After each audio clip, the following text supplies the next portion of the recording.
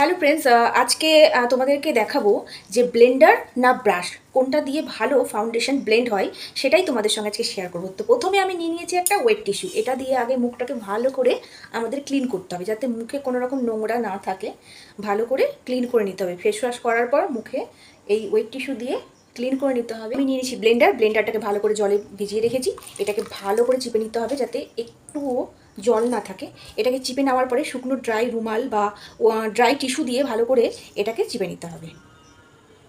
আমার কাছে dry tissue আছে, এটা দিয়ে ভালো করে আমি এটাকে চিপে নিলাম যাতে একটুও জল না থাকে। বা কোনো সুতির কাপড় দিয়ে এটাকে শুকনো করে নিতে পারো। আর এটা নিয়েছি আমি, এটা ফাউন্ডেশন ব্রাশ। তো আজকে তোমাদেরকে দেখাবো যে ফাউন্ডেশন ব্রাশ নাকি ব্লেন্ডার কোনটা দিয়ে ভালো ফাউন্ডেশন ব্লেন্ড হয়। তো চলো তাহলে লাস্ট পর্যন্ত ভিডিওটা দেখতে থাকো। তো আমি এখানে ফরএভার 52 ফাউন্ডেশন নিয়ে নিয়েছি, হাতে নিলাম। এই যে আমি এক সাইড ব্লেন্ডার দিয়ে ব্লেন্ড করব আর এক সাইড আমি ব্রাশ দিয়ে ব্লেন্ড করব। তো চলো তাহলে দেখো। আমি ভালো করে হাতে নিয়ে নিয়েছি এটা।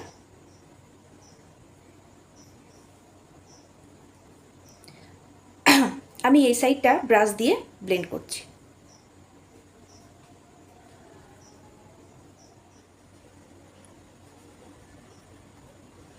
আমি এক সাইডটা পুরো ব্রাশ দিয়ে ব্লেন্ড করলাম।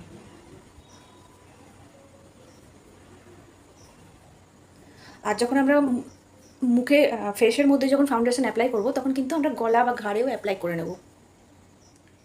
আর এপাশে আমি ব্লেন্ড করব ব্লেন্ডার দিয়ে।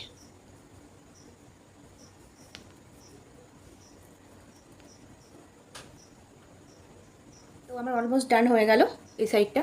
তোমরা ক্যামেরায় কতটা বুঝতে পারছো আমি বুঝতে পারছি না, তবে আমি এখানে বুঝতে পারছি যেটা ব্রাশ দিয়ে করেছি সেটা বেশি ভালো গ্লো করছে, চকচকে একটা ব্যাপার। আর ওপেন পোর্স যেগুলো থাকে আমাদের সেগুলোতে ভালো করে ফাউন্ডেশন কিন্তু ব্লেন্ড হয়ে গেছে।